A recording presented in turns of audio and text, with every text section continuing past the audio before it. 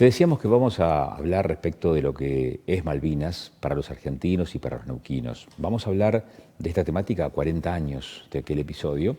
Fue una mañana muy temprano cuando los argentinos, muchos nos enteramos a través de la transmisión de las radios, cuando se iniciaba la jornada de aquel, entre comillas, recupero de las islas. Transitamos un gobierno dictatorial, un gobierno de hecho, un gobierno de facto, el último de los gobiernos militares, quizás el más sangriento. Digo quizás porque también hubo otros gobiernos militares y también fueron sangrientos. Pero este fue el que marcó con más énfasis ese carácter y también porque es el más reciente en el tiempo.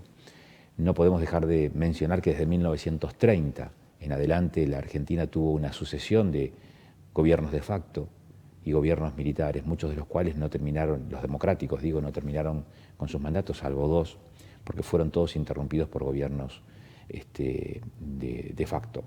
En el 76 se inauguró el último proceso, entre comillas, también de reorganización nacional y tal vez su punto culmine fue esta guerra de Malvinas iniciada aquel 2 de abril de 1982 y de la cual nos enteramos muchos muy temprano en la madrugada de aquel día, cuando escuchábamos por la radio las noticias de esa proeza de los argentinos, pero que hoy nos plantea, nos interpela porque hay otras cuestiones que entran en pugna y son, por ejemplo, el espíritu, la fortaleza de aquellos que viajaron a las islas, de aquellos que fueron llevados a las islas, por este sentimiento de pertenencia a nivel nacional, de pertenencia patriótica, y también de recuperar un territorio que fue birlado en el siglo XIX por el Reino Unido.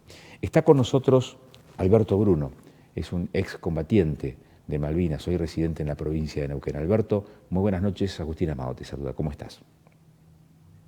Sí, buenas noches, Agustín. Desde ya agradecido para vos, para toda la producción, por esta invitación de poder participar en tu programa tan exitoso y aprovechar para saludar a toda tu audiencia también. Bueno, muchas gracias, Alberto. 40 años han pasado. Cuando se acerca esta fecha, ¿qué cosas son las que aparecen más rápidamente como imágenes o como recuerdos de lo que fue aquel episodio? Todo, es revivir absolutamente todo lo que nos tocó vivir principalmente en el momento de haber llegado a las islas.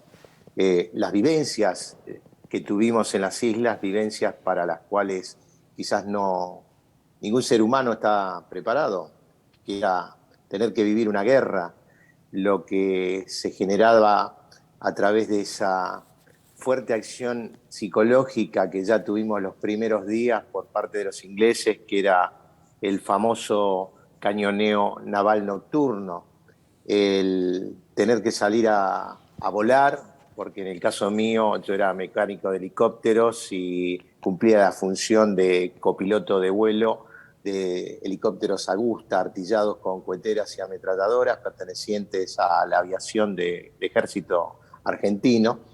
Y esas sensaciones que empezás a vivir en cuanto a que ya te autoconvencés que en cualquier momento te morís. Y te morís porque cuando salías a cumplir una misión de vuelo, terminaba siendo una ruleta rusa por la inferioridad de condiciones a la cual estábamos sometidos en cuanto a la tecnología que manejaban los británicos, en cuanto a la superioridad aérea que se había planteado ya desde el primer día de que la flota llegó. Así que, bueno, todas esas cuestiones que de alguna manera te van haciendo reflexionar de tu corto paso por la vida, porque la gran mayoría éramos jóvenes, jóvenes en su a 23 años, ¿no? Y una cosa es que yo lo diga y otra cosa es que los oyentes, aquellos televidentes, puedan hacer un ejercicio desde su casa y mirar hacia el costado y seguramente tendrán un hijo o un nieto que tenga la edad a la cual yo refiero y la tranquilidad con la cual están viendo a ese nieto, a ese hijo, y sin embargo nosotros a esa edad nos tocó dar lo más preciado que tenemos los seres humanos, ¿no? Que es ir a dar la vida por la patria, desde el convencimiento de que lo que estábamos haciendo estaba bien y hoy lo seguimos sosteniendo, que estaba muy bien lo que hicimos. Tuvimos el coraje y supimos incorporar el valor que nos dio el hecho de estar en las Islas Malvinas. Alberto, recién mencionabas las diferencias en cuanto a tecnología, digamos, a prestaciones que tenían un bando y el otro, y que eran conscientes ustedes de esas deficiencias y cómo se vivía esto cada vez que salías en una misión. La ruleta rusa creo que fue la metáfora que utilizaste para describirla. Sí, porque era igual, Agustín, era la ruleta rusa. Casualmente hoy, en varias reuniones que he tenido, porque hoy tuvimos intensa actividad en San Martín de los Andes, reuniones con el intendente municipal, con los concejales, porque, bueno, va a haber un reconocimiento importante para los veteranos de guerra de San Martín de los Andes el día jueves en la sesión del Consejo Deliberante. Y yo hacía este comentario y lo que decía era que era una ruleta rusa porque no había nadie que estaba mejor preparado que otro. No significa que volví porque yo tenía mayor experiencia o estaba mejor preparado.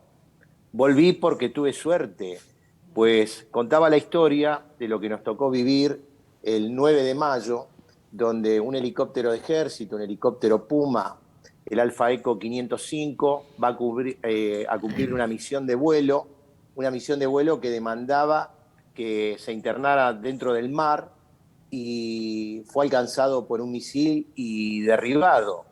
Y nosotros fuimos a cumplir la misma misión. Y hoy estoy aquí hablando contigo.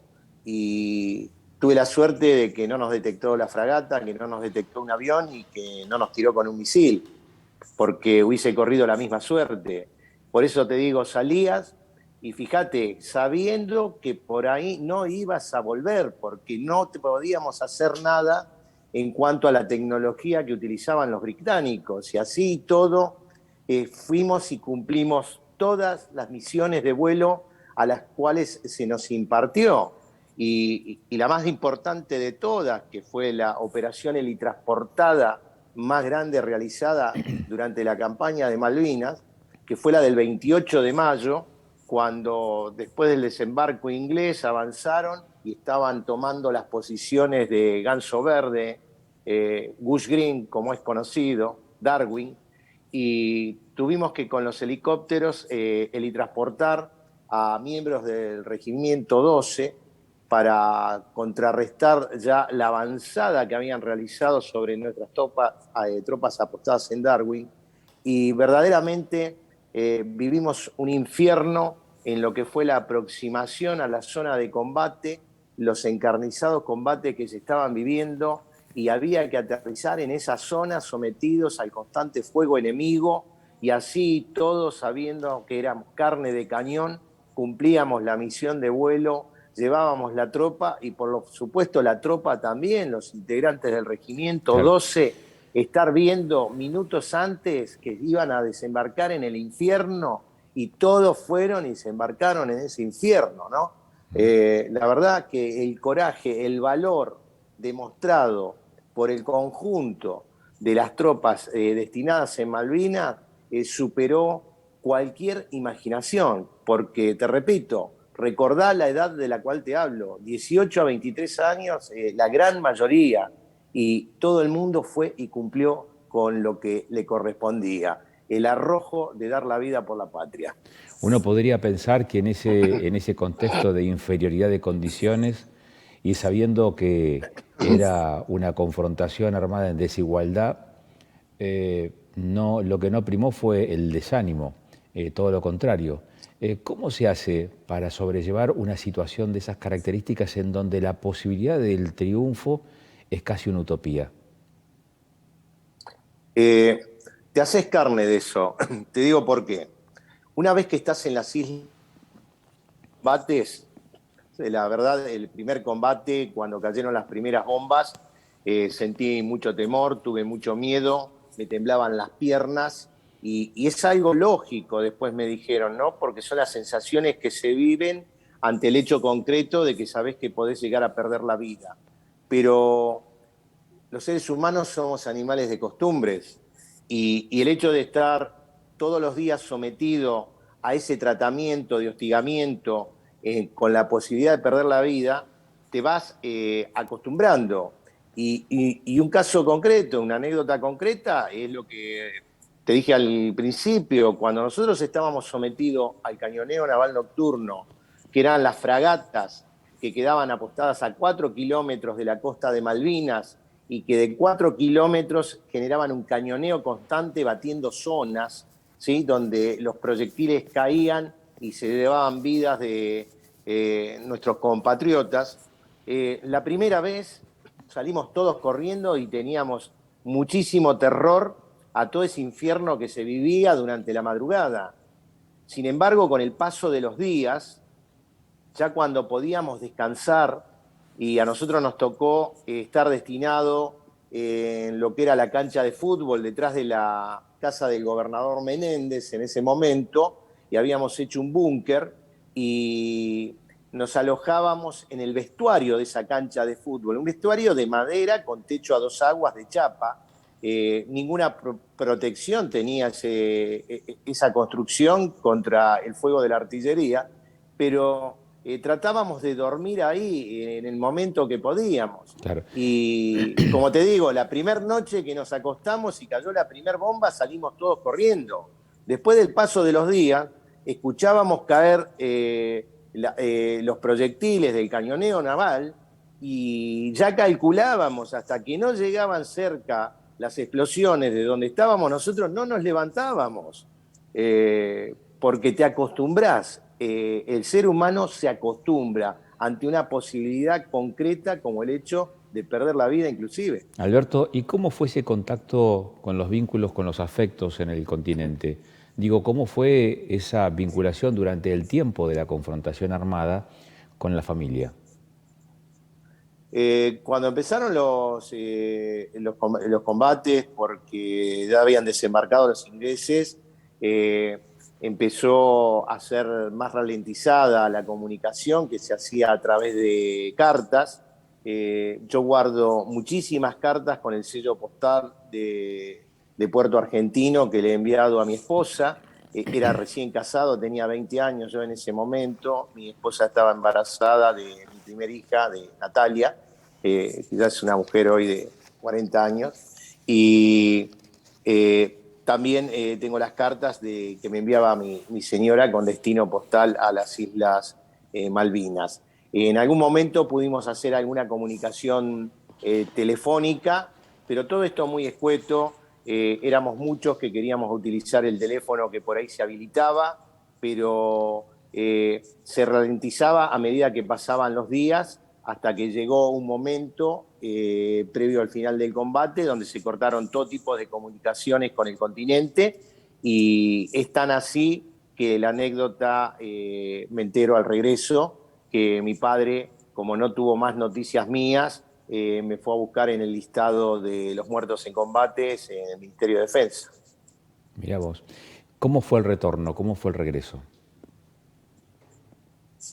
El regreso después de lo que fue la rendición del 14 de junio, que nos tocó estar prácticamente una semana en lo que se generó como campo de concentración de prisioneros en la zona del aeropuerto. Tuvimos la posibilidad, en el caso particular mío, porque hubo varias formas de regreso. Yo regresé en el rompehielos Bahía Paraíso, y de ahí creo que fue Punta Quilla, un Fokker, creo que a Río Gallegos, Comodoro Rivadavia, la verdad que ya no recuerdo bien por dónde anduvimos. Después sí, un Boeing 737 sin asientos que nos llevó hasta el Palomar, y en el Palomar nos esperaba el jefe del batallón de aviación de combate 601 de Campo de Mayo, y ahí en colectivos y camiones a Campo de Mayo. Al llegar a Campo de Mayo, creo que fue la noche del 21 de junio, tuve la posibilidad de llamar por teléfono a mi casa, y vino mi esposa con mi tío, con familiares a buscarme.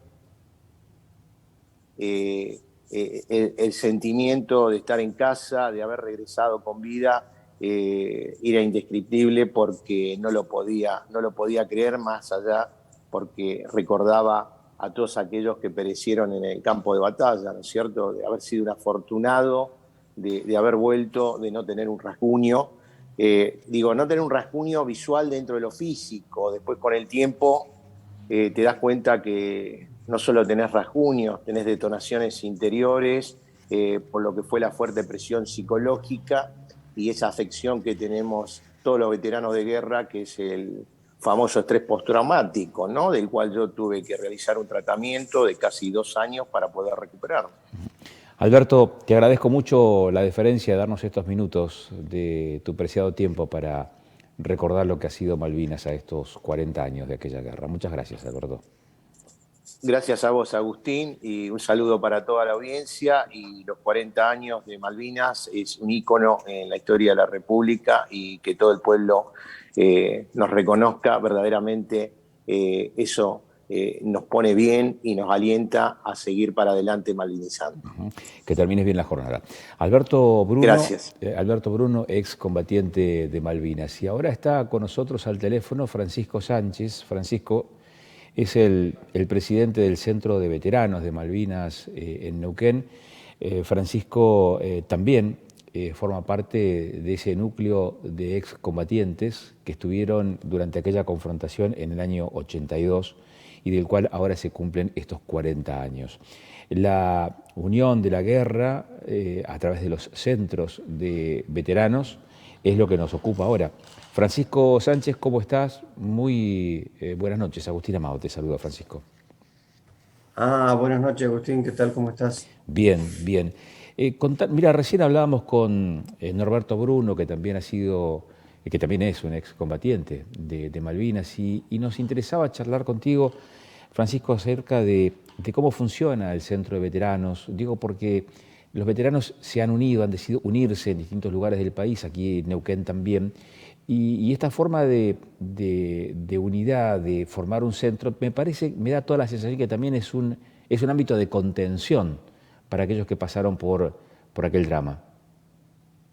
Sí, justamente fue nuestro centro psicológico, digo, porque entre nosotros hicimos terapia de par, ¿no? Fue nuestro primer casa de encuentro, donde podíamos hablar de la guerra, porque, bueno, no se hablaba, no se entendía bien, y bueno, y como al no hablarse de Malvinas no se reconocía, no solo nosotros, sino no se hablaba de la gesta, de los héroes, así que, y bueno, esto pasó en todo el país, los centros fueron, como digo, centros de contención, y eso hizo que podamos insertarnos en la sociedad. Empezamos a concurrir a las escuelas, a dar charlas, a pedido de los chicos, ¿no? Porque nosotros empezamos a dar charlas en la escuela porque los chicos nos pedían. ¿Cuál fue tu rol en aquel momento, Francisco? ¿Cuál fue tu destino? ¿Cuál fue tu desempeño en aquella confrontación? Yo era parte de la dotación del aviso Comodoro Somellera. Nosotros zarpamos de Puerto Belgrano el 13 de abril y volvimos el 16 de junio. Teníamos un equipo adicional de radio baliza para comunicarnos con los aviones.